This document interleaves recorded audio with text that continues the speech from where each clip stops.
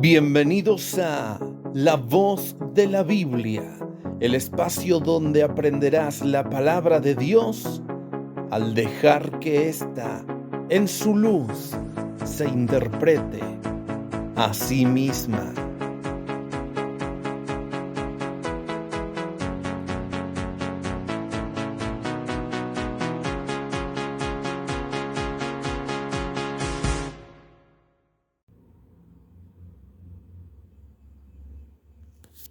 El Señor les bendiga. Vamos a dar estudio a Apocalipsis y nos vamos a meter profundamente dentro del mar turbulento de Apocalipsis. Turbulento porque cuando estudiamos Apocalipsis, algo a lo que hemos rehuido muchas personas, incluido yo, ¿por qué? Porque Apocalipsis es complejo de entender, pero sobre todo corremos el gran peligro de malinterpretarlo y malentenderlo gracias a tratar de consolidarlo con el tiempo cronológico en la historia en el que estemos situados. Dicho sea de paso, de no ser así, no hubiesen surgido tantas presuntas marcas de la bestia. No hubiesen surgido tantos presuntos anticristos. Entonces hay que tener cuidado con el afán y la ansiedad. Muchos dicen no hace falta entender ni estudiar del todo Apocalipsis, a lo que yo pregunto, ¿y por qué está en la Biblia?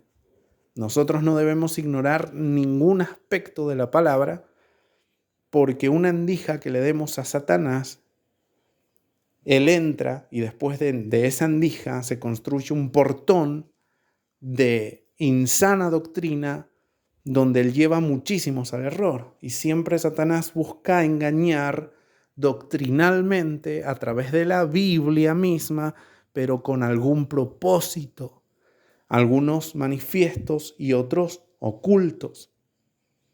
Hay un montón de interpretaciones sobre Apocalipsis, sobre los tiempos apocalípticos, entrando no solamente en el libro propio de Apocalipsis, sino también en el libro de Daniel, en los evangelios sinópticos, sobre todo Mateo 24, Marcos 13, Lucas 21, versículos 5 al 37, por lo cual han surgido un montón de variantes en la interpretación escatológica, que si la gran tribulación ya aconteció, o será un evento a futuro, o una profecía de doble cumplimiento, si la semana 70 también, si el milenio ya está en la tierra y es simbólico, o será un periodo literal después de la venida de Jesús, si Jesús viene a buscar a su iglesia antes, a mediados o al final de la gran tribulación.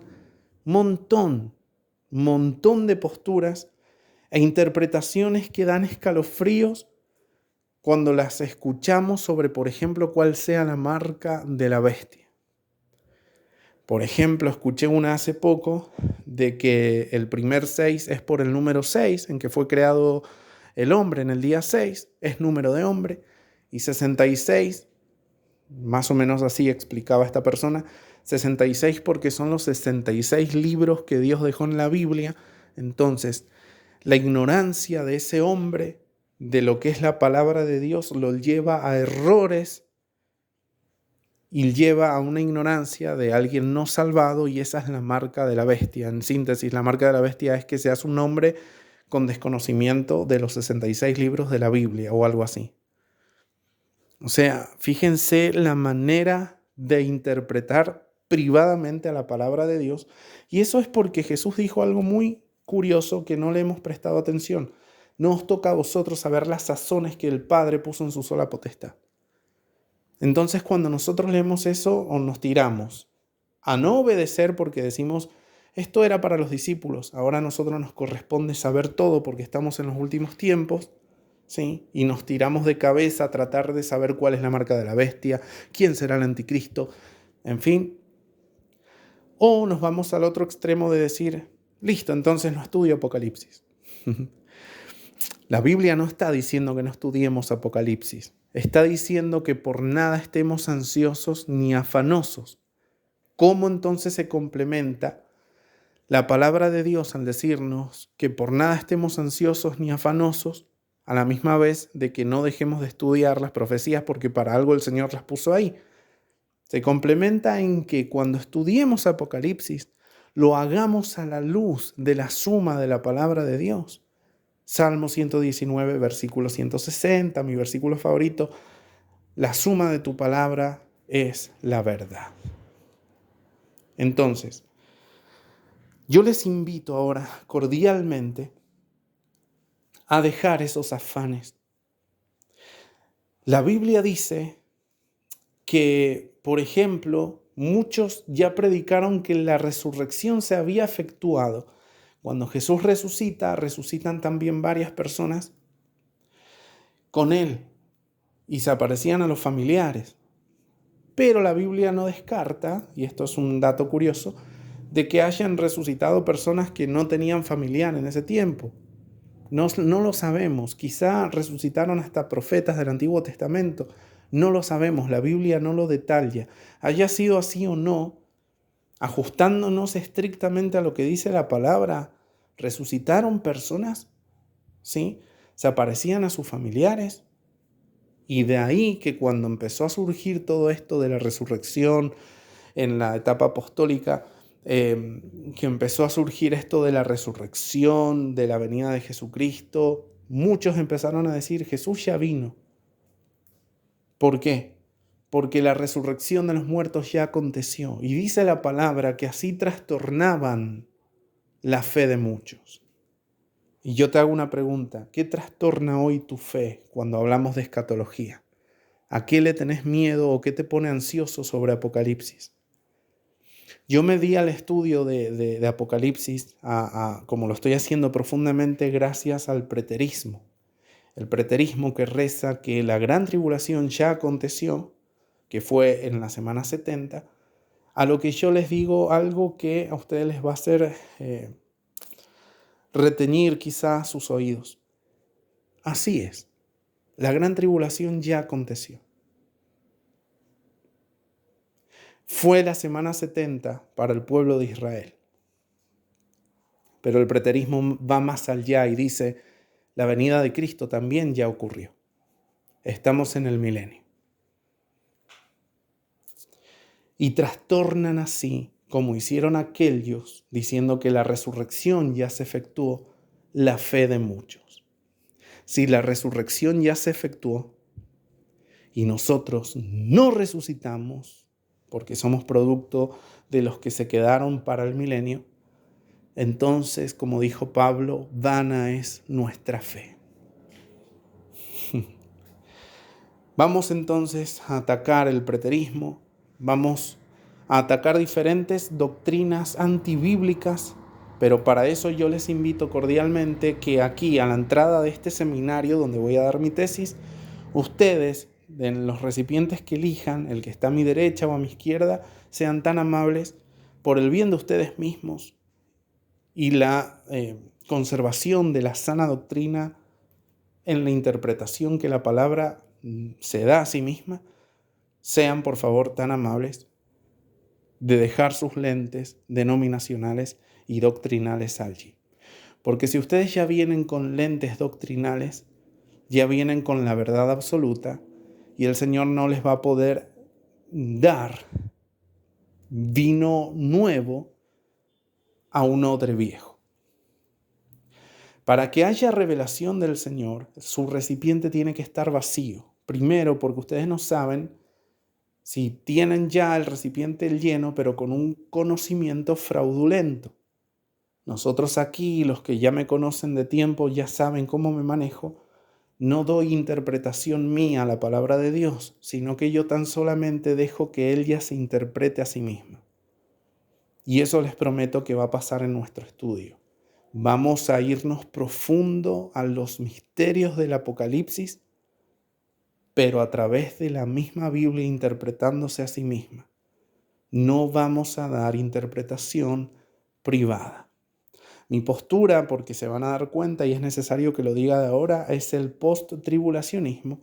Y antes de que te vayas, te digo, Jesús viene a buscar a su iglesia al final de todo, no antes de tribulaciones, no a mediados de tribulaciones, al final de todo. ¿Cómo lo sé?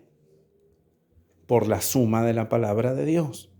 Si quieres más detalle en cuanto a este asunto, busca en YouTube Tony Dag, El rapto final. Es un estudio que he hecho para eruditos teólogos en el tema, como para aquellos que no saben casi nada de Biblia, y está explicado sencillamente a la vez que tan profundamente que no te puedo prometer convencerte con ese estudio, porque el que lo hace solo es el Señor, a quien quiera, pero sí no te va a dejar indiferente y te va a dar mucho en qué pensar, sobre todo si llegas hasta el final, que es donde se pone muy intenso el estudio. Nosotros vamos a hacer lo mismo con este estudio, vamos a ir intensamente, pero no es lo mismo navegar en un mar turbulento con una barca a hacerlo con un crucero. Entonces nosotros debemos primero fabricarnos un buen crucero, lo que va a llevar estudio exhaustivo de la palabra, va a llevar tiempo, si Dios me lo otorga, me da gracia, me permite seguir con esta temática.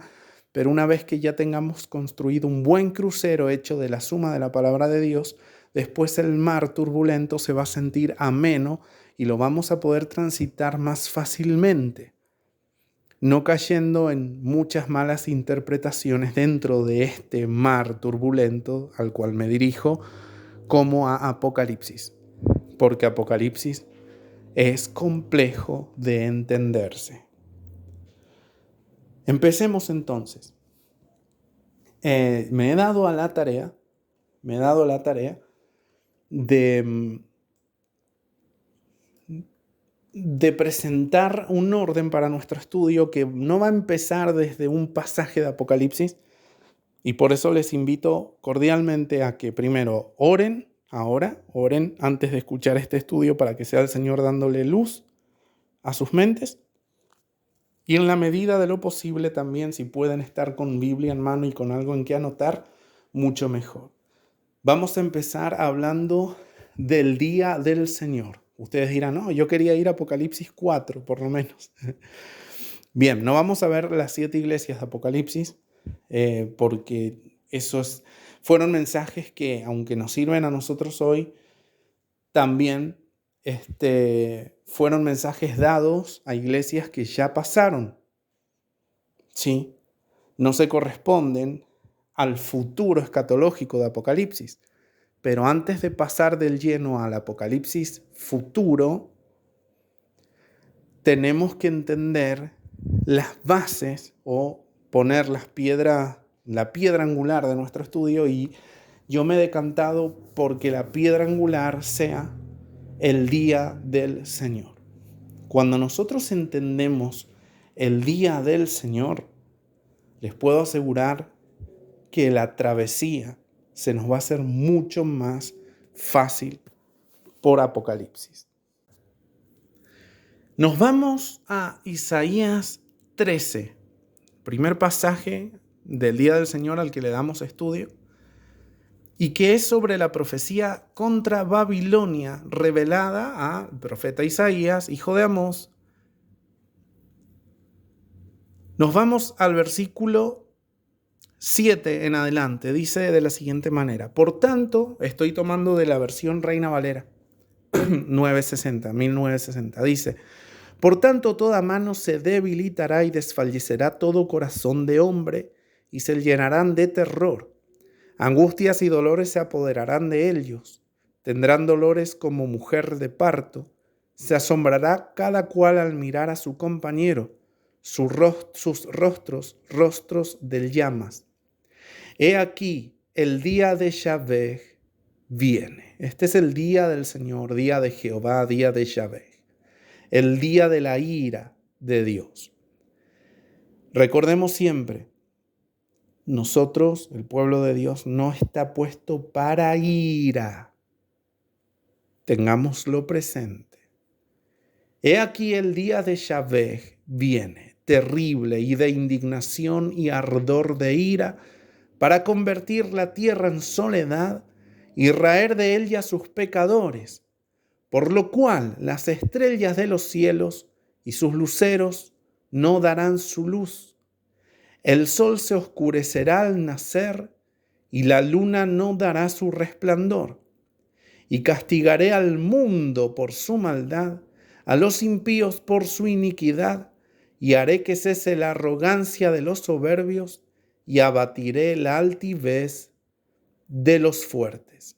Haré más precioso que el oro fino al varón, y más que el oro de Ofir al hombre, porque haré estremecer los cielos, y la tierra, se moverá de su lugar en la indignación de Yahvé de los ejércitos y en el día del ardor de su ira. Y acá empieza lo importante. Dice, cuando leemos hasta acá, sabemos que el lenguaje es totalmente apocalíptico. Lo comparamos inmediatamente a un pasaje muy conocido que yo siempre lo presento como un mapa escatológico apocalíptico, porque nos presenta todo lo que compete desde la semana 70 hasta la venida final de Jesucristo, y deja por fuera lo que es el milenio y después la nueva Jerusalén descendiendo del cielo para que la habitemos. Sin embargo, todo el periodo anteriormente mencionado sí lo cubre. Este mapa escatológico se encuentra en Mateo 24, Marcos 13, Lucas 21, versículos 5 al 37, que tiene la peculiaridad de que son pasajes paralelos y que no se contradicen en su orden cronológico en la escatología que presentan. No vamos a leer en uno de estos pasajes que primero, son entregados los discípulos para que los azoten y después viene Jesucristo, mientras que en otro diga que, primero viene Jesucristo y después a los discípulos los azotarán. Un ejemplo vago que doy. No, siempre respetan los tres pasajes paralelos en estos evangelios sinópticos, presentan la misma estructura firme y exacta en su orden cronológico, ¿sí? Sin embargo, no los tres dan los mismos detalles. Por ejemplo, es Mateo el que nos deja saber que los discípulos le hacen pregunta puntual a Jesús. Dinos, ¿cuándo serán estas cosas? Referidas a lo que Jesús dijo sobre la destrucción del templo. Y después preguntan, ¿y qué señal habrá de tu venida en el fin del siglo? O de tu venida y el fin del siglo. Entonces, es muy importante, si ustedes pueden, que lean con suma atención Mateo 24, Marcos 13, Lucas 21, y si ustedes se dan a la tarea exhaustiva de intentar en un solo texto unir los tres pasajes paralelos de estos textos mencionados, aunque les lleve tiempo, van a tener un mapa escatológico preciso para entender muchas cosas del Apocalipsis, sobre todo cuándo será el regreso de Jesucristo. Hasta acá lo leído por Isaías nos refleja el juicio de Dios a las naciones. Jesús en Mateo 24, Marcos 13, Lucas 21, versículos 5 al 37, que desde ahora en adelante me referiré a tales pasajes como nuestro mapa, para que se entienda. Yo digo nuestro mapa, sus mentes literalmente se van a Mateo 24, Marcos 13, Lucas 21, versículos 5 al 37.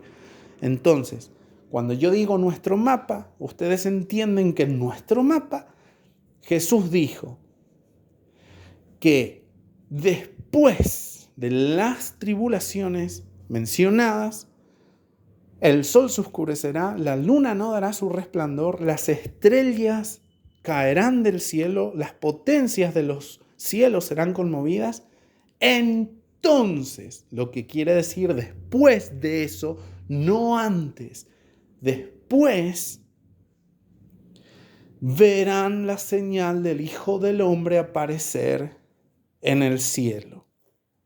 Y allí los ángeles van a acomodar en las nubes, desde una punta del cielo hasta el otro, a los escogidos de Dios. Este arrebatamiento que estamos viendo, porque efectivamente es el zarpazo de la iglesia, se da tras los eventos que estamos viendo de sol oscurecido, luna oscurecida, estrellas cayendo de los cielos, no antes. Y lo pueden leer en los 3 pasajes sinópticos de nuestro mapa. Sin embargo, tienen que saber que aquí se presenta no como un periodo de tiempo, sino como algo que sucederá en un solo día. Pero cuando leemos Isaías 13, nos damos cuenta de que se presenta este evento que podemos entonces asociarlo perfectamente con la parusía de Jesucristo, la segunda venida final, ya con todo el cielo oscuro, las estrellas cayendo de los cielos. Ahí viene Jesús a buscar a su iglesia, no antes. Pero cuando seguimos leyendo los versículos posteriores en Isaías 13, que van desde el versículo 14 en adelante, nos damos cuenta de un detalle particular. Dice, y como gacela perseguida y como oveja sin pastor, cada cual mirará hacia su pueblo y cada uno huirá a su tierra. Cualquiera que sea hallado será lanceado y cualquiera que por ellos sea tomado caerá a espada. Ustedes dirán, ¿por ellos quiénes? ¿Por los ángeles? ¿O por la iglesia de Cristo viniendo con Cristo? En fin, no porque se hayan ido antes, sino porque se quedaron en los cielos, Jesús vino por ellos, les siguieron en su descenso y empezaron a matar a todos. Bien, yo les digo algo, a los que no estén muy interiorizados, un estudio que deben ver, no sé si se los mencioné, les pido disculpa, pero es Tony Dag, El rapto final, en YouTube. Ese estudio que hice para eruditos, teólogos, como también para gente que no sabe mucho del tema, para que ustedes puedan entender esto. Esta temática que hago ahora de Apocalipsis es para aquellos que tienen conocimiento del tema. Para alguien que no sabe de estas cosas y se va a encontrar muy confundido. Pero para aquellos que ya llevamos tiempo estudiando sobre esto, van a saber entender mucho mejor. Bien, acá alguien podría decir, bueno, cualquiera que sea hallado será lanceado, y cualquiera que por ello sea tomado caerá a espada. Bien pueden ser los ángeles que van en el regreso de Jesucristo a matar a todo impío que quede sobre la tierra. Pero acá se complica la cosa, versículo 16, porque dice, sus niños serán estrellados delante de ellos, sus casas serán saqueadas y violadas sus mujeres. Y sigue hablando, he aquí yo despierto contra ellos a los medos, que no se ocuparán de plata ni codiciarán oro. Con arco tirarán a los niños, no tendrán misericordia del fruto del vientre, ni su ojo perdonará a los hijos. Y Babilonia, hermosura de reinos y ornamentos de la grandeza de los caldeos, será como Sodoma y Gomorra, a las que trastornó Dios. Versículo 20 dice, nunca más será habitada. ¿Quién o qué? La tierra de Babilonia. Ni se morará en ella de generación en generación, ni se levantará allí tienda por el árabe, ni pastores tendrán allí majada. Lo peor, versículo 22, sección B, y cercano al llegar está su tiempo y sus días no se alargarán. Estamos viendo que Dios, al dar una profecía sobre Babilonia, algo que se cumplió históricamente, a la misma vez parece hablarnos de un día literal de juicio para toda la tierra, donde el sol se oscurecerá, la luna no dará su resplandor y las estrellas caerán del cielo. Síganme con atención, por favor. Isaías 13 nos habla de una profecía cumplida en el día del Señor, con elementos que sí se cumplieron históricamente. La invasión y caída de Babilonia, que fue por Ciro y los persas en el 539 a.C. El pasaje nos describe la ciudad vacía y desolada. Pero hay un problema acá. Esto no se cumplió totalmente. Aunque se cumplió literalmente, tampoco se cumplió en todo, porque no cayeron estrellas del cielo. Y acá quiero que empecemos a hilar fino porque nuestra mente empieza, como es lógico, a tratar de acomodar con el conocimiento que ya tenemos todo lo que la Biblia nos trata de explicar. Si las estrellas caerán del cielo, yo se las voy a empeorar, por ejemplo. Bien, las estrellas, referencia a ángeles. Sobre cada territorio hay una potestad que gobierna en el aire, sobre cada nación. Entonces, primero, para conquistar una nación para Dios, se conquista a nivel espiritual. Esto lo sabemos todos aquellos que conocemos de guerra espiritual, de Biblia, sin ir más lejos. Sobre cada región hay ángeles que gobiernan. Si nosotros queremos tomar una región para Cristo, tenemos que hacer guerra espiritual primero, no contra sangre y carne, contra ellos jamás, pero sí contra las huestes y potestades que gobiernan en los asuntos regionales desde el cielo, o sea, desde las regiones celestes.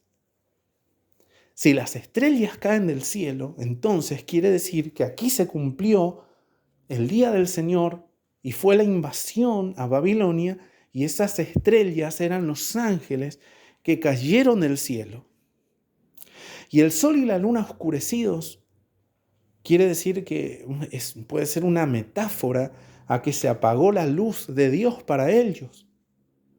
O que Satanás, como muchos representan el lucero de la mañana, o el sol adorado por los masones, por ejemplo, se oscureció, fue sin brillo, se ciñó de silicio, de luto, porque perdieron las regiones celestiales, y por ende Dios pudo destruir a Babilonia a través de Ciro y los persas.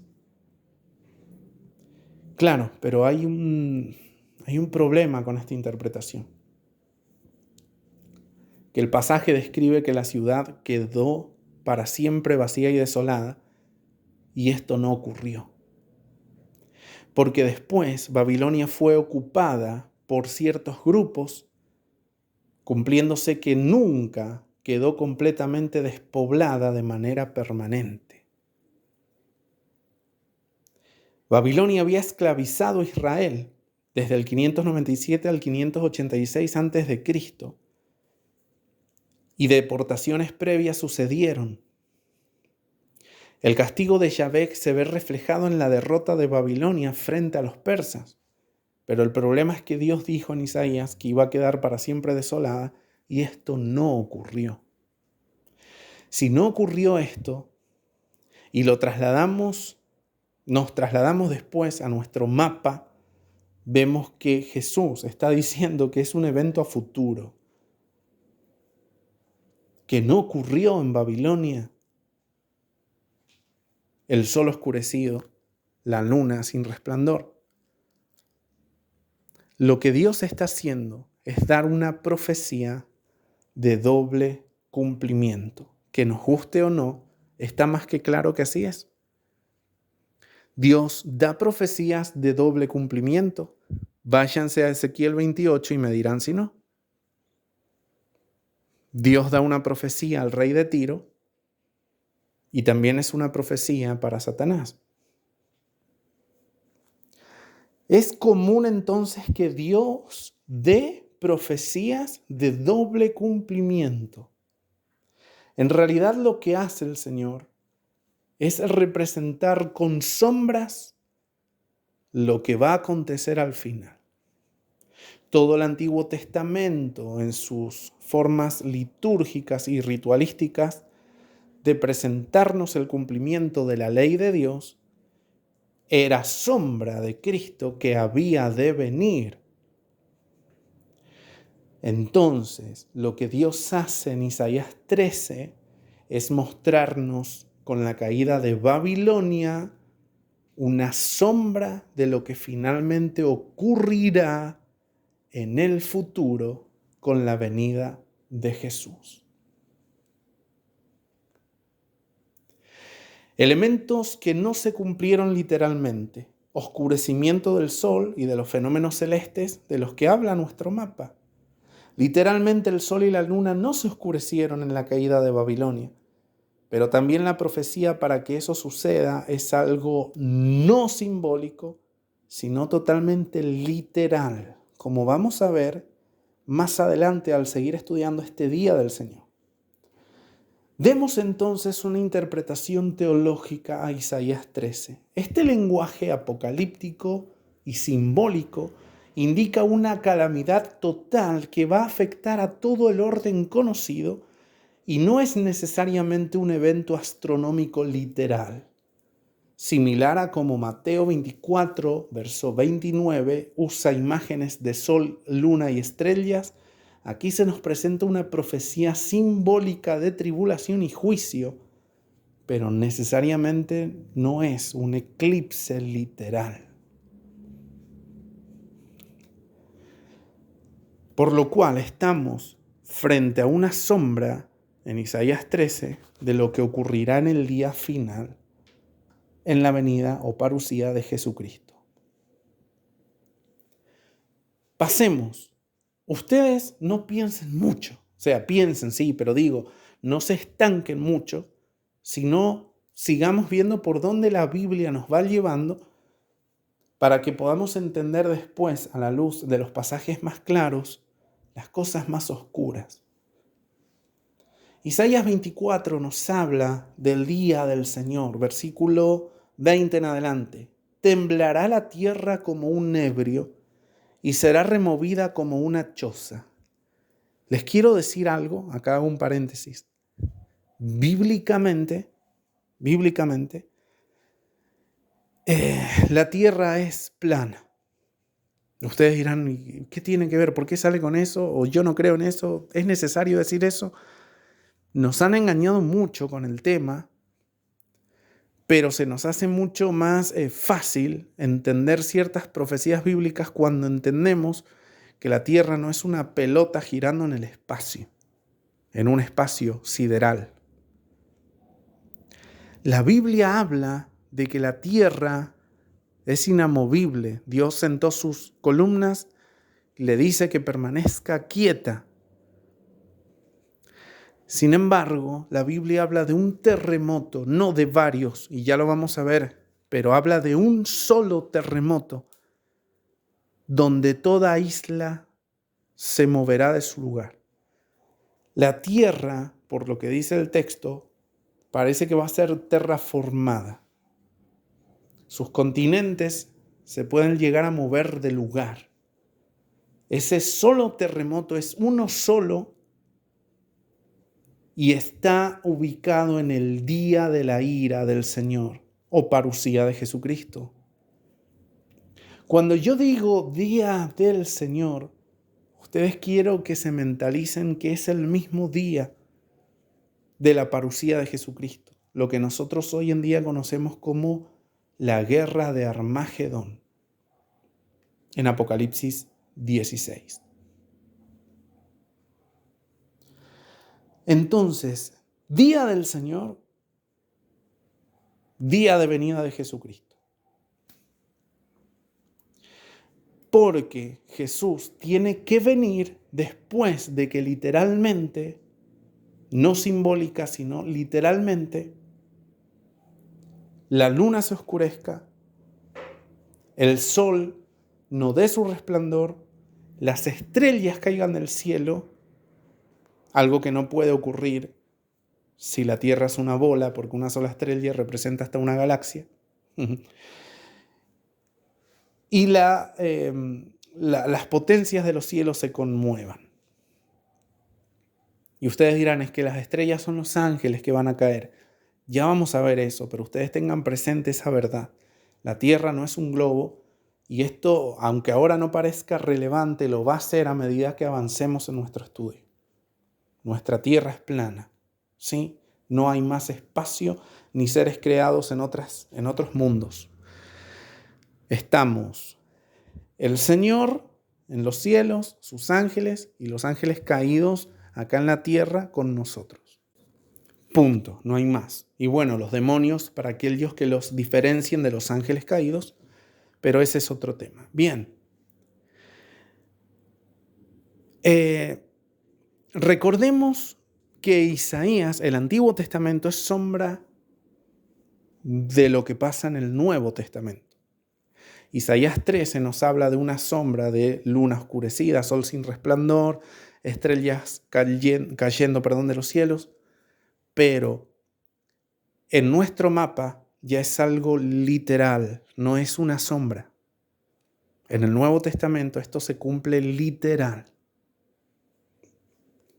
Además de que Jesús dijo que van a caer del cielo las estrellas como la higuera zamarreada deja caer sus higos. O sea que no puede ser una metáfora ángeles cayendo. Se entiende por la parábola clara de que las estrellas van a caer del cielo. Teniendo esto presente, entendemos más que acá dice Isaías 24:20, temblará la tierra como un ebrio, será removida como una choza y se agravará sobre ella su pecado, caerá y nunca más se levantará. Cuando dice nunca más se levantará, nuestra mente ya sabe dónde ir. Aquella nación en el Antiguo Testamento que Dios dijo que nunca más se iba a habitar y que iba a quedar desolada. Una forma de decir que nunca más se levantaría. Babilonia. Cuando pensamos en Babilonia, nos lleva nuestra mente a Apocalipsis y pensamos en la gran Babilonia, la gran ramera. Sin embargo, Babilonia se representa en el Antiguo Testamento como lo que fue Babilonia, tierra árabe, mientras que en el Nuevo Testamento aquí dice que se agravará sobre la tierra su pecado y nunca más se levantará. La tierra entera entonces es referenciada en el Antiguo Testamento como sombra de un sistema mundial literal en el Nuevo Testamento. Acontecerá, versículo 21, acontecerá en aquel día de Yahvé, que Yahvé castigará al ejército de los cielos en lo alto y a los reyes de la tierra sobre la tierra. Y serán amontonados como se amontona a los encarcelados en mazmorra, y en prisión quedarán encerrados y serán castigados después de muchos días. Acá viene lo de nuestro mapa. La luna se avergonzará, el sol se confundirá, cuando Yahvé de los ejércitos reine en el monte de Sión y en Jerusalén, y delante de sus ancianos sea glorioso. El preterismo dice que hubo muchos días de oscuridad sobre la tierra, marcan un momento histórico, pero el día del Señor es un día, no es un periodo de tiempo. Y aunque se presume que haya caído del cielo asteroides, meteoritos y hayan dejado significativas señales, que para mí no lo son, al saber que la Tierra bíblicamente es plana, entonces eso es imposible. No hay asteroides, no hay meteoritos. Y la Biblia no dice asteroides o meteoritos caerán del cielo. Tampoco hay ningún pasaje que referencia a que esas sean estrellas. Sin embargo, las estrellas caerán del cielo. Yo sé que parezco divagar con todo esto, pero préstenme atención porque al final ustedes van a ir entendiendo todo. En cambio, en el día del Señor, donde ya no es una sombra, sino algo literal en el Nuevo Testamento, el sol en un día se va a oscurecer, la luna no dará su resplandor, y Jesús ya nos dejó claro en nuestro mapa de que inmediatamente después de esas señales Él tiene que venir. Y ya vamos a ver de que realmente es un día, no un periodo de tiempo, en el que todo esto acontece. Sol oscurecido, luna sin resplandor y estrellas cayendo de los cielos. Sin embargo, quedémonos acá ahora. El versículo 22 Dice, y serán amontonados el ejército de los cielos en lo alto y los reyes de la tierra sobre la tierra. Serán amontonados como se amontona los encarcelados en mazmorra, y en prisión quedarán encerrados. ¿Recuerdan el tema milenio? Yo sé que sí. ¿Qué dice la palabra? La palabra dice, si la leemos tal cual está, que cuando venga Jesucristo, el diablo va a ser encerrado por 1000 años. Y lo que nos indica el texto es que no es algo entendido simbólicamente. Alguien que no crea en el milenio estará pensando, Jesús viene e inmediatamente separa a corderitos de cabras e inmediatamente da el juicio a las cabras. No hay tiempo para un milenio literal. Bien, si pensás así, quédate en este estudio y todos los próximos, porque quizás has malentendido el orden escatológico según la cronología bíblica. Si nosotros ahora nos quedamos dentro de lo que entendemos cuando leemos superficialmente la Biblia, sin adentrarnos mucho en detalles, nos damos cuenta de que Apocalipsis dice que es encerrado Satanás con el fin de que no engañe más a las naciones por un tiempo. Y ese tiempo son 1000 años.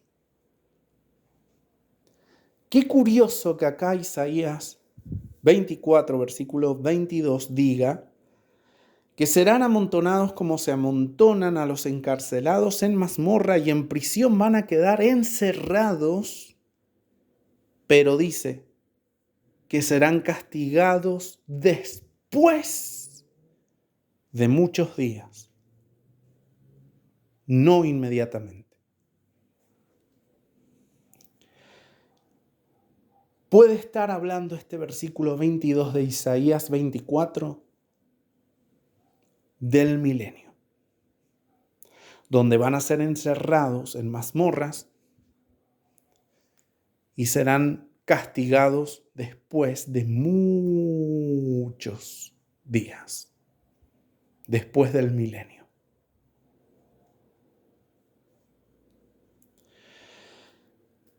La luna se avergonzará y el sol se confundirá cuando Yahvé de los ejércitos, ¿qué? Reine en el monte de Sión y en Jerusalén, y delante de sus ancianos sea glorioso. Cuando Jesús venga a buscar a su iglesia en su parucía final. Qué clara es la palabra de Dios cuando la interpretamos a la luz de su suma. Fíjense que aquí se invierte el orden diciendo que primero van a ser amontonados el ejército de los cielos y los reyes de la tierra, y después la luna se avergonzará. Pero si nosotros leemos Isaías 24, 20 al 23, con atención nos damos cuenta de que todo ocurre en un solo día, en ese en que el sol y la luna quedarán sin resplandor. Vamos a seguir. Es tan importante conocer el día del Señor. Es tan importante, hermanos. Isaías 34 dice lo siguiente desde el versículo 4. Y todo el ejército de los cielos se disolverá y se enrollarán los cielos como un libro y caerá todo su ejército como se cae la hoja de la parra y como se cae la de la higuera. Esto hace referencia a Apocalipsis 6, 14, que dice sobre la higuera y su hoja cayendo, mostrándonos la relación directa a Mateo 24, versículo 32. Sugiere esto un paralelismo profético. Mientras que Mateo 24:32 nos muestra el inicio del tiempo final, Isaías 34 nos muestra el clímax del juicio. Vamos a leer los pasajes para que ustedes se queden más en claro. Apocalipsis 6:14 dice: y el cielo se desvaneció como un pergamino que se enrolla, y todo monte y toda isla se removió de su lugar. Este es el mismo evento de Isaías 34, que Apocalipsis 6:14 no menciona cayendo el ejército de los cielos, pero se da en el mismo momento, por lo cual se infiere que, aunque no lo diga, es en ese momento en que el ejército de los cielos empieza a caer. Aquí Isaías 34 obviamente habla en paralelo a Isaías capítulo 24 que acabamos de leer. Nos está mostrando que ese ejército de los cielos son ángeles caídos. Fíjense que sucede todo en un solo día. Compárese con Apocalipsis 6. Por eso es tan importante que ustedes vayan tomando nota.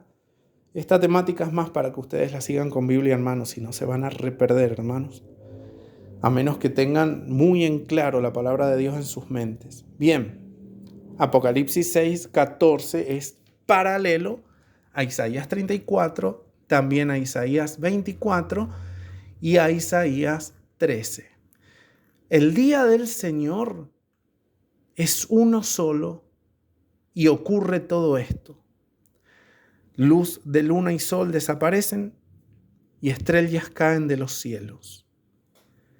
Al parecer, lo que nos dice aquí la palabra es que estos ejércitos de los cielos son ángeles referenciados como estrellas, y la higuera removida deja caer sus higos, así como van a caer estas estrellas que son ángeles caídos. Ya vamos a ver si son estrellas literalmente cayendo a la tierra o no. Pero recordemos que los pasajes del Antiguo Testamento son sombra apocalíptica de lo que literalmente pase en el Nuevo, y que puede estarse refiriendo la Biblia a un acontecimiento cósmico que realmente deje caer estrellas verdaderas del cielo y no simbólicas, referenciando a los ángeles. O puede ser que sean las dos cosas, o puede ser que tan solo sean ángeles. Lo que tenemos que tener en claro, que es lo que a mí me interesa, es que el día del Señor sea manifiesto ante nosotros, porque yo les digo algo. El día del Señor se propone en escatología a veces como un periodo de tiempo. Y nosotros estamos infiriendo por lo que la Biblia nos está mostrando, no doctrinas denominacionales, no personas. La Biblia nos está mostrando que es un día literal.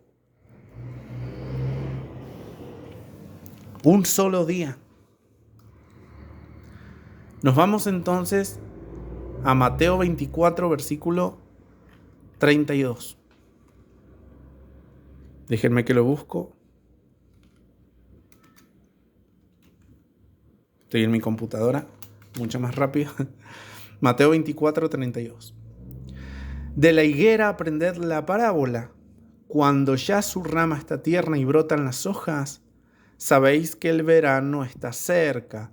Así también vosotros, cuando veáis todas estas cosas, conoced que está cerca a las puertas. ¿Qué cosa?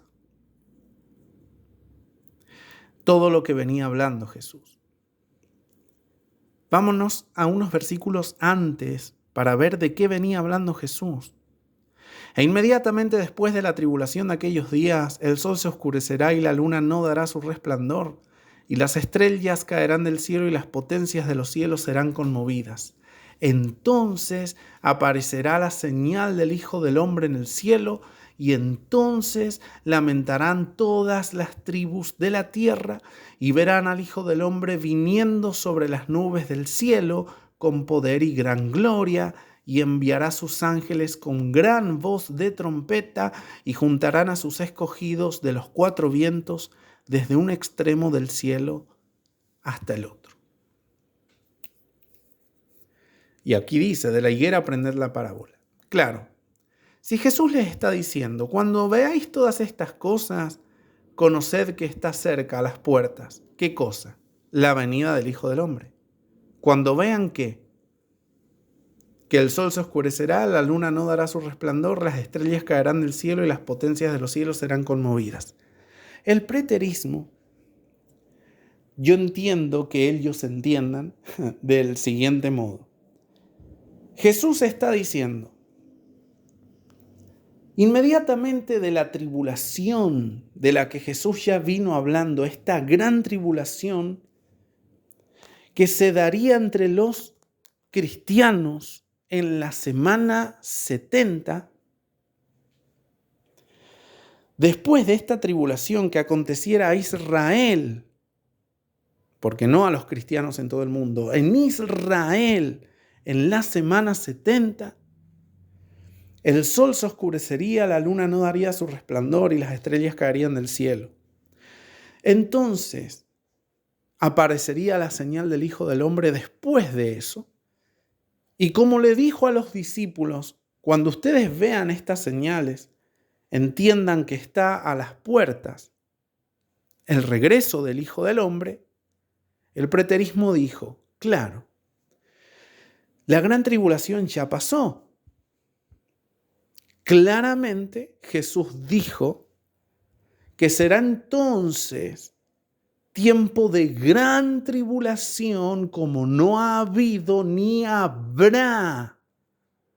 ¿Para quiénes? Para los israelitas. ¿A qué se estaba refiriendo Jesús? A la semana 70 de Daniel. Que les tengo noticias dispensacionalistas. Ya se cumplió. La semana 70 se cumplió en el 70 después de Cristo, con la destrucción del segundo templo de Jerusalén. Ese fue el tiempo que, si ustedes leen con atención Mateo 24, Marcos 13, Lucas 21, versículos 5 al 37, nuestro mapa, se darán cuenta de que Jesús habló de esa gran tribulación como no habrá.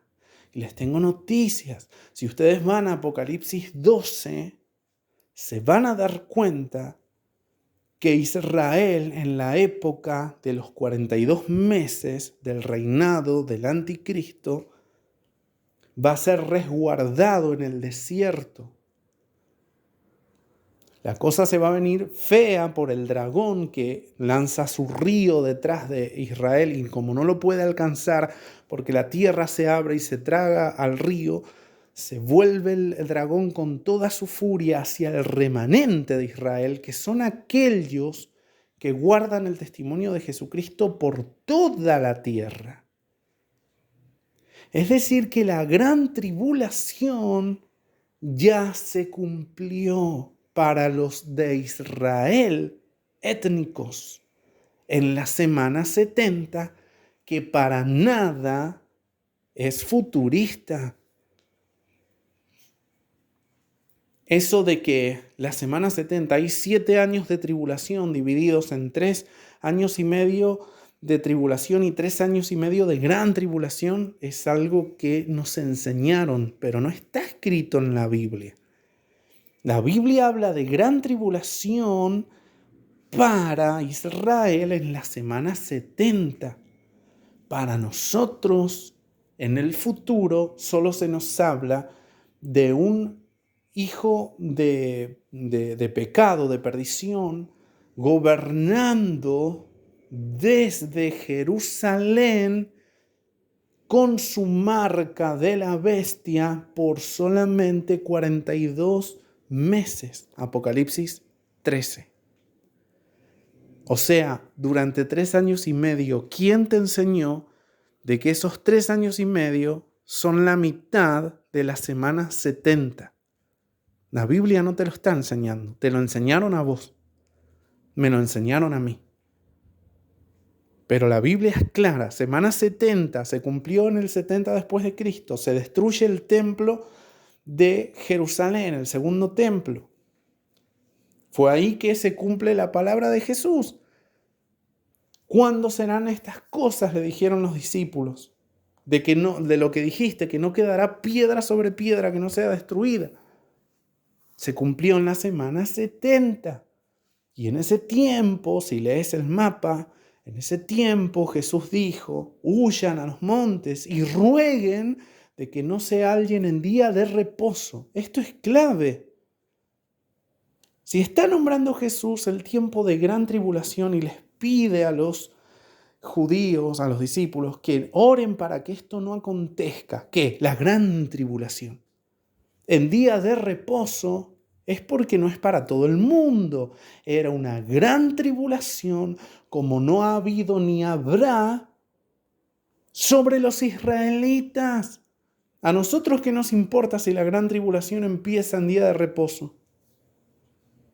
Pero a ellos sí, porque culturalmente no podían hacer nada en día de reposo que se considerara trabajo. Huir iba a ser lioso, mucho.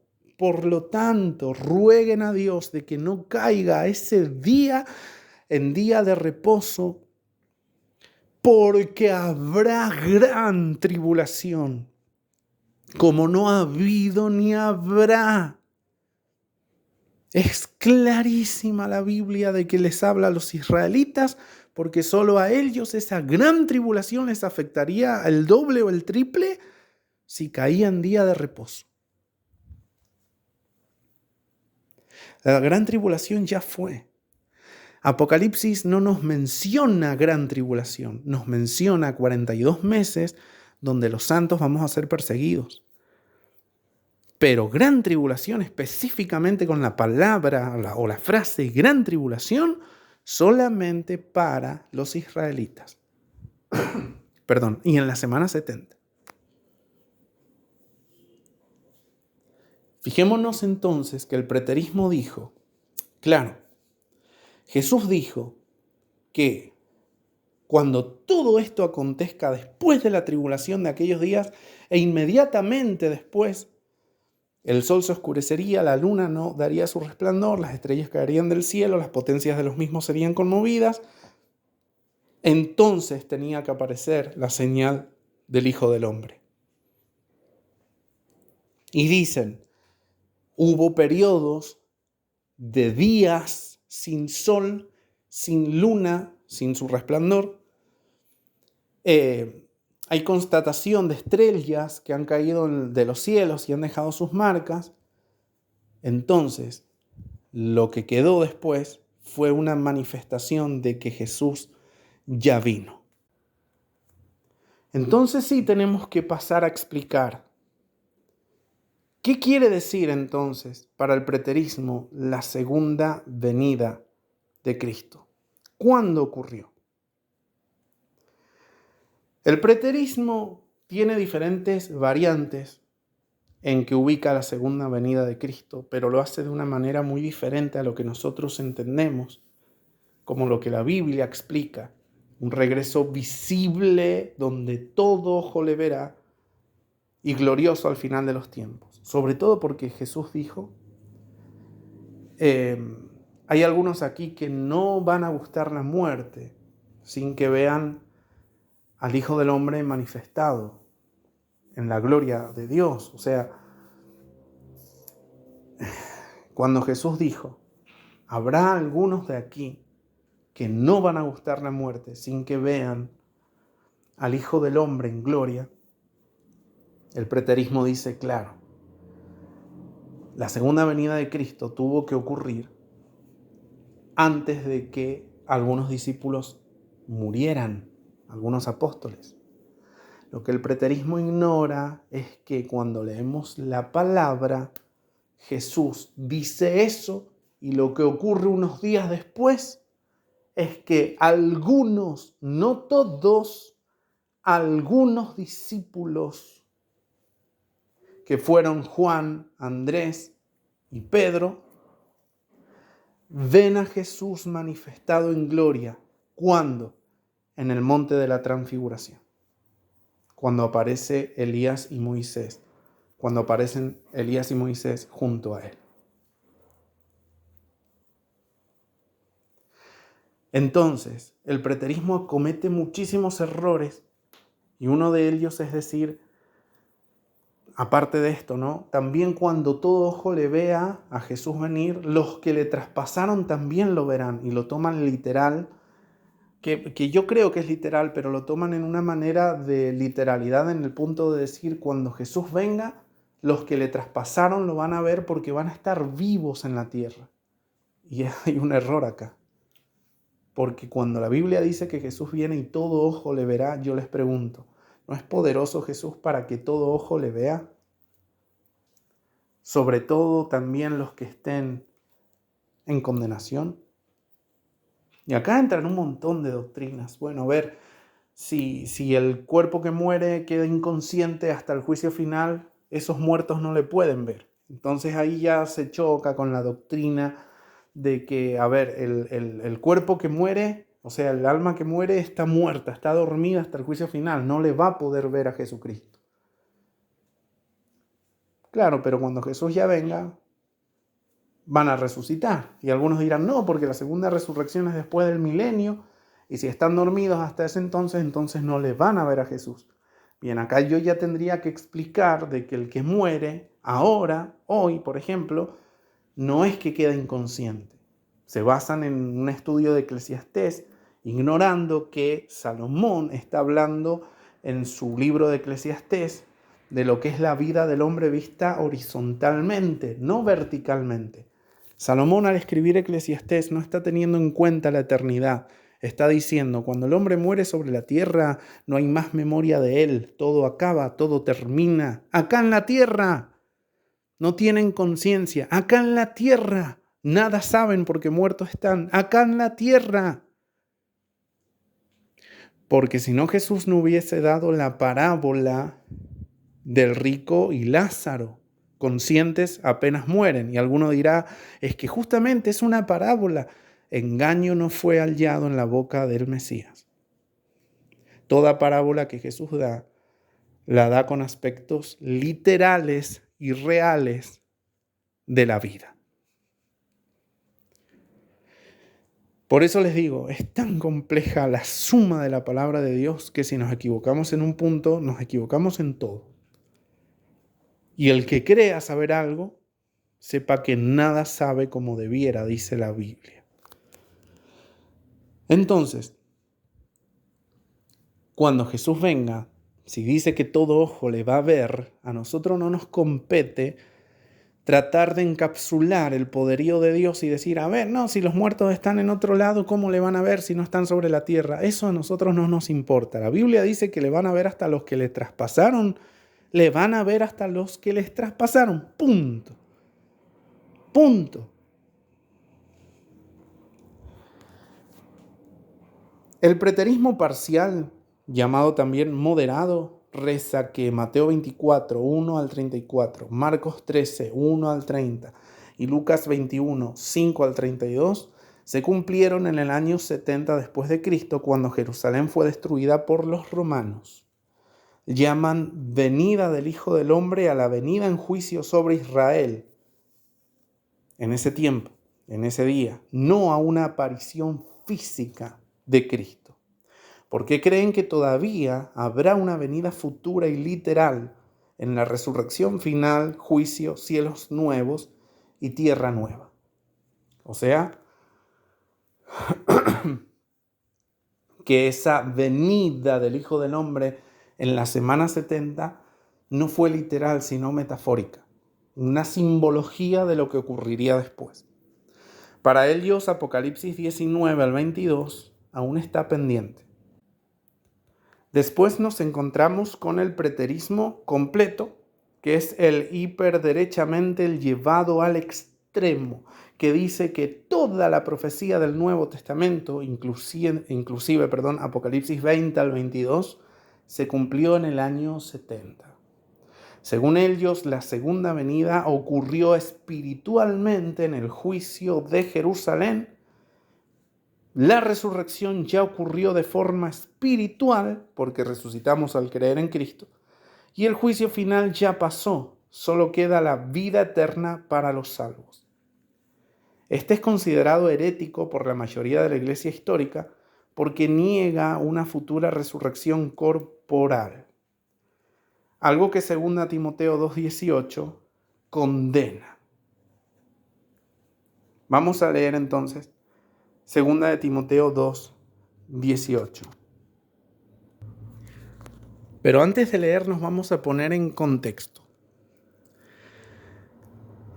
Dice Pablo, desde el versículo 16, le dice a Timoteo que evite profanas y vanas palabrerías que van a conducir más y más a la impiedad.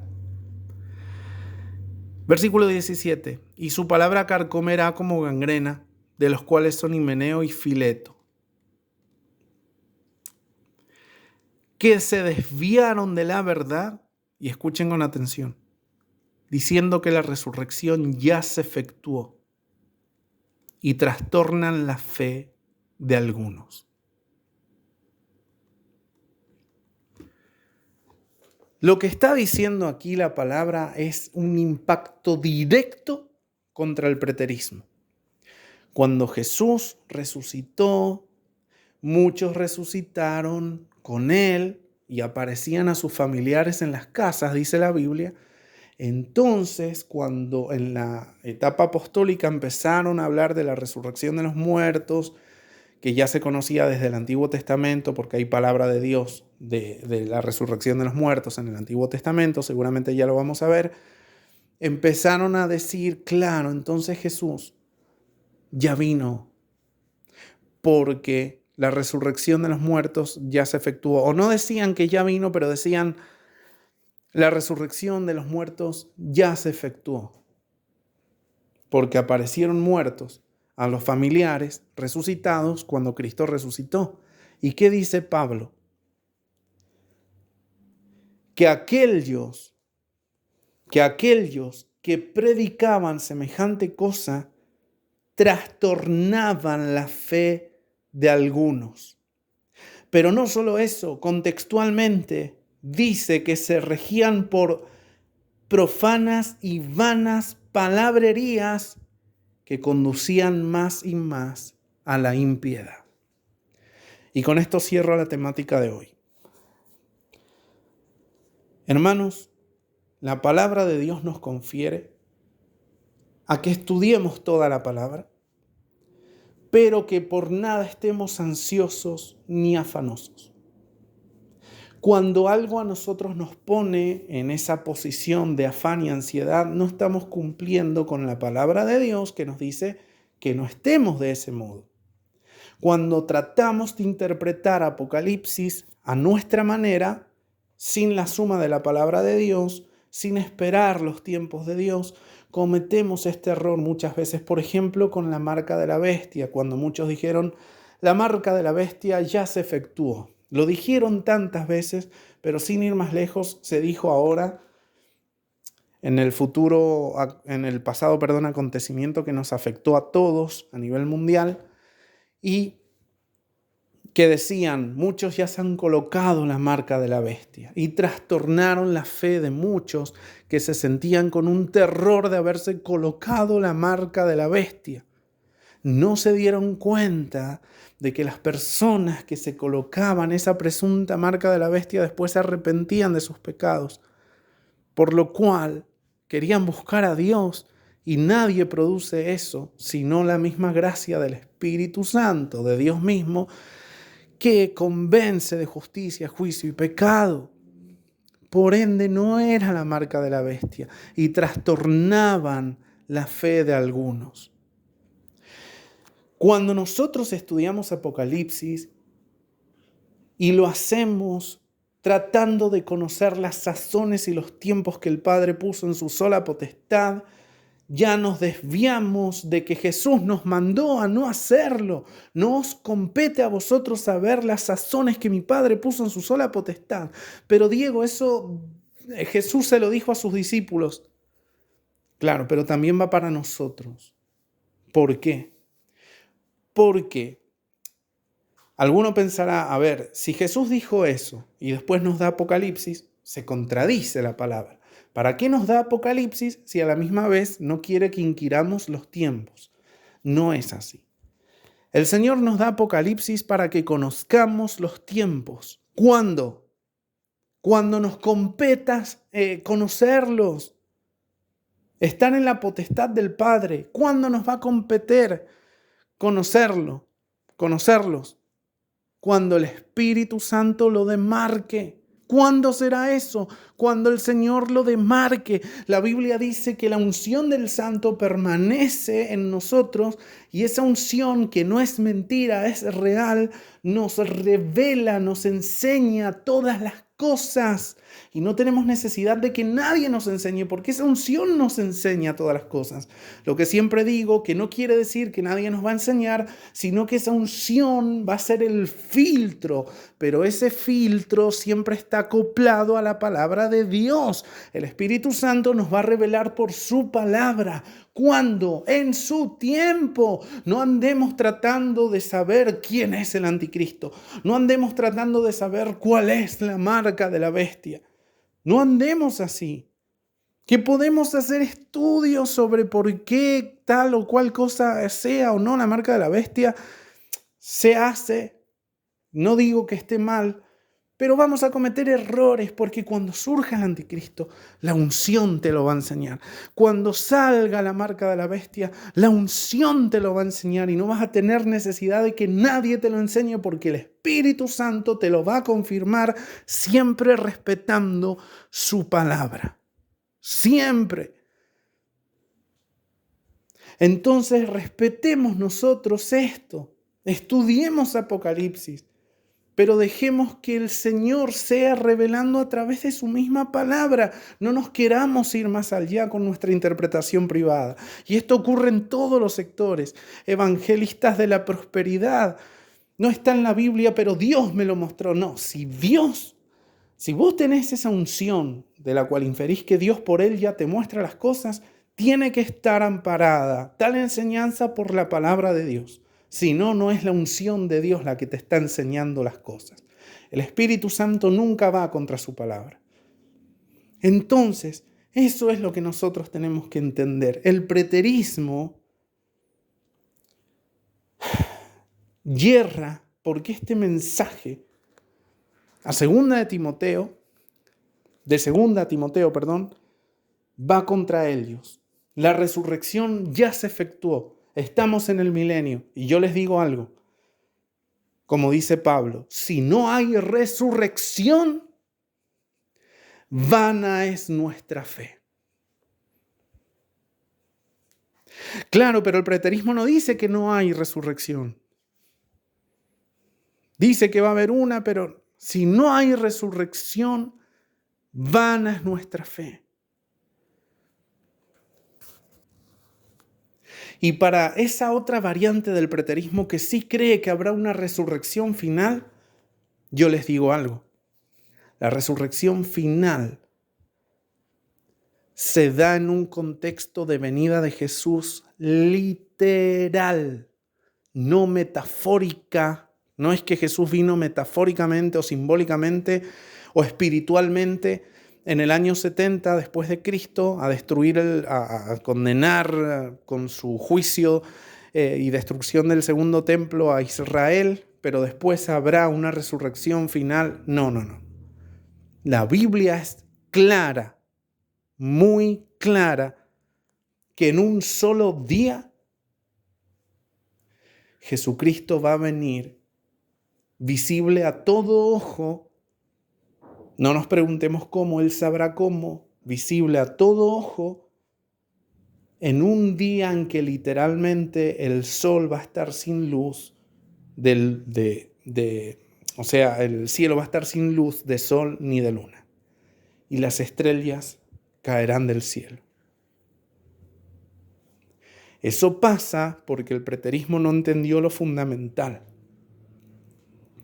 Así como Dios en el Antiguo Testamento venía explicando de un día de juicio, el día de Yahvé, pero lo hacía en profecías de doble cumplimiento, mostrando sobre un acontecimiento histórico la sombra de lo que más tarde sería la literalidad de un juicio para toda la tierra.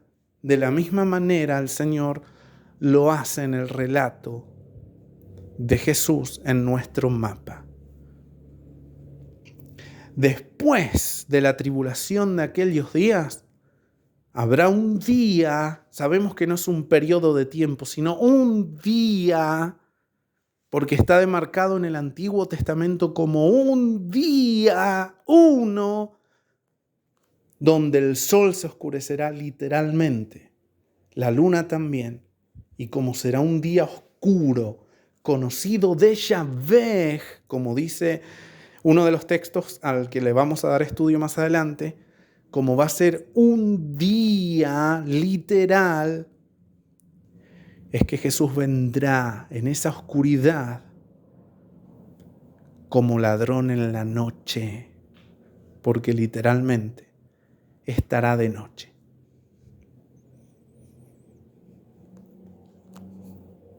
Se junta lo simbólico de que Jesús viene como ladrón en la noche para aquel que esté en la noche de su pecado, en las tinieblas, en la oscuridad, con la literalidad de que viene en la noche como ladrón. ¿A qué vino el ladrón?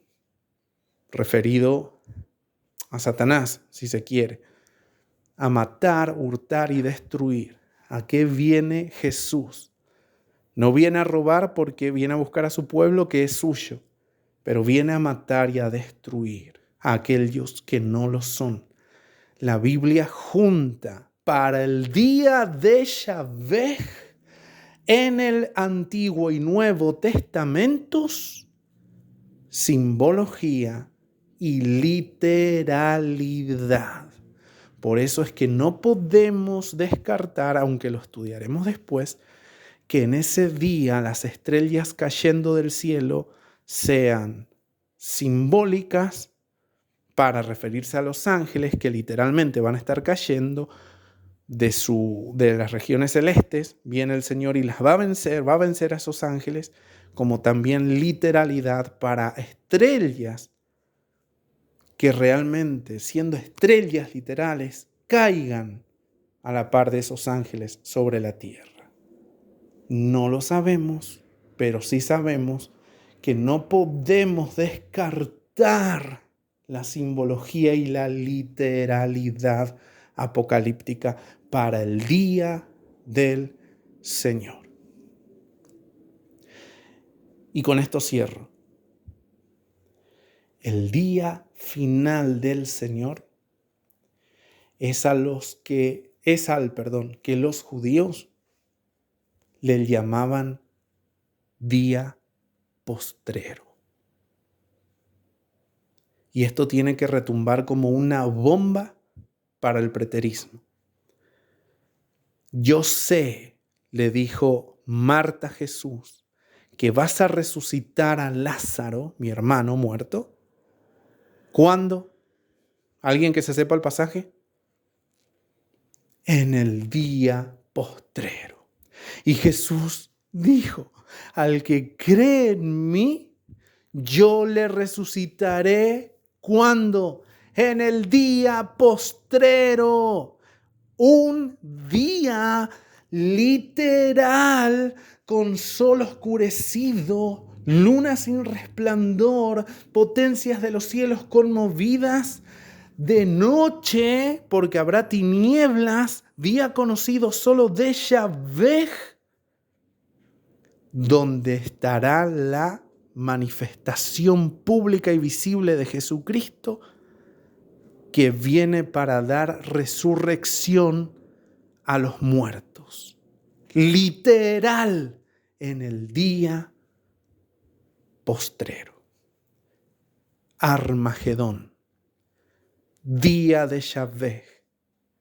Día de ira.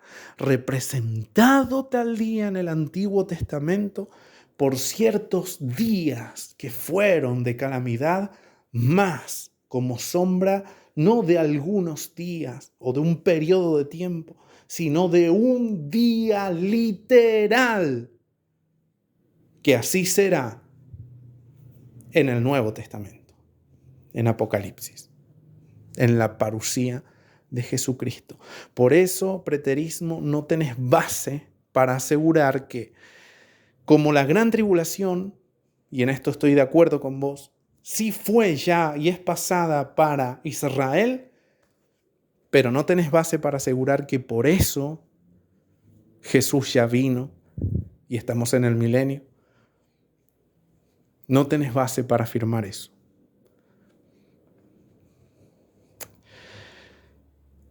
Y dispensacionalista que me escuchás, si Jesús resucita en el día postrero, y 1 Tesalonicenses 4, Pablo dice que nosotros en ninguna manera nos adelantaremos a los que durmieron en Cristo, sino que ellos tienen que resucitar primero. De ninguna manera hay un rapto de la iglesia pretribulacional. Porque si tiene que haber un rapto pretribulacional, eso indica que habrán resucitados que se estarían adelantando al día postrero. Y eso te lo enseñaron a vos, pero lo que Jesús enseña, y yo prefiero creerle a la Biblia, es que Jesús resucita a los suyos en el día final, en el día postrero. Lo que la iglesia primitiva antes del dispensacionalismo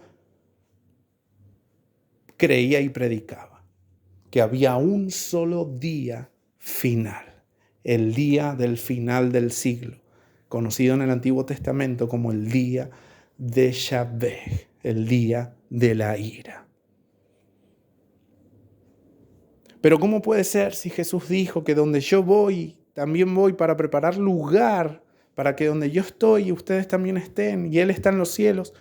Anda, ya lo voy a explicar seguramente en este estudio más adelante, pero anda a Tony Dag, el rapto final. Ahí te explico ese y todos los pasajes más usados por el pretribulacionismo al cual yo pertenecí por más de 20 años. Y para gloria del Señor es que Él me quitó de ese error y ahora enseño Biblia, no fábulas. Y menos fábulas que, como cereza del pastel te digo, estimado hermano pretribulacionista, son fábulas creadas por demonios. El dispensacionalismo no surgió de gente cristiana, surgió de un jesuita del Vaticano y después se promulgó a través de ocultismo, y esto la iglesia lo ignora. Y toman que Pablo fue al que se le reveló el arrebatamiento y no entienden porque no escudriñan la Biblia, dejando que sin interpretación de otros agentes se interprete por sí misma, ni tampoco les interesa estudiar la historia. Es como si vos vas a un testigo de Jehová y le predicas y le decís, pero tu Biblia, tu traducción del Nuevo Mundo reza que Jesús es un Dios, y es una traducción que inventó Johannes Greber, que fue un ocultista, y ellos te dicen, no, pero a mí háblame de Biblia, no me hables de historia. Vos vas a decir, qué conveniente, no querés escuchar quién creó eso de que Jesús no es Dios. para que vos creyeras en tu traducción del Nuevo Mundo que fue creada por un ocultista. Y yo te estoy presentando esto que está en la historia y él te dice, no me des historia, dame Biblia. Te estoy dando Biblia, no, pero mi Biblia. Pero te estoy diciendo que la Biblia tuya la creó un ocultista, andate a la historia, no, a mí dame Biblia. Bueno, vos te pones en la misma postura cuando te digo, el pretribulacionismo lo creó ocultismo, y vos decís, no me des historia, dame Biblia. Bueno, te estoy dando Biblia. No hay resurrección sin día postrero, y no hay arrebatamiento sin resurrección. Por lo cual es imposible que Jesús venga a buscar a su iglesia antes, a mediados o al final de los 42 meses de gobierno del anticristo en Apocalipsis 13. Hasta aquí el estudio de hoy y vamos a seguir indagando en los próximos sobre este día del Señor para que después podamos transitar más amenamente los misterios de Apocalipsis. La gran tribulación ya aconteció, fue para Israel en la semana 70 ya cumplida, no dispensacionada. Lo que falta por ocurrir es la manifestación de Jesús en ese día en que vendrá a buscar a su iglesia, día de Shavej, Armagedón, día postrero, día cuando Jesús asiente sus pies en el monte de los olivos, se parta en dos, hay un terremoto tan grande que toda isla y monte se remueva de su lugar y Jesús venga en ese mismo día con la misma iglesia que arrebató ese mismo día. No existe gran tribulación propiamente dicha en el periodo del gobierno del anticristo de 42 meses, aunque yo les aseguro que para nosotros, aunque no lleve el nombre de gran tribulación, sí será una gran tribulación. Pero para Israel no hay más gran tribulación. ¿Por qué? Porque Apocalipsis 12 nos dice que Israel, en la tierra de Israel, va a ser resguardada en el desierto. No todo Israel, obviamente los que son israelitas en el Señor, pero que estén en la nación de Israel y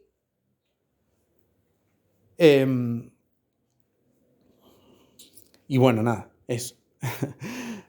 Cuando el dragón se vuelve contra nosotros, empieza la gran tribulación, si se quieren llamar de alguna forma, para nosotros. Pero bíblicamente, estrictamente por la Biblia, la gran tribulación de la que habló Jesús ya se cumplió para Israel en la semana 70. Nosotros vamos a atravesar tribulaciones, pero Israel nunca más una gran tribulación como aquella, porque Jesús dijo, no habrá otra como esa. Ahora nos queda pasarla a nosotros, los israelitas, por la circuncisión del corazón. Los que en Abraham somos, o mejor dicho, los que en Isaac somos llamados descendientes de Abraham.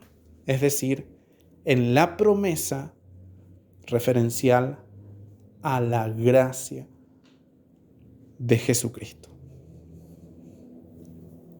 El Señor les bendiga y gracias por oír hasta acá.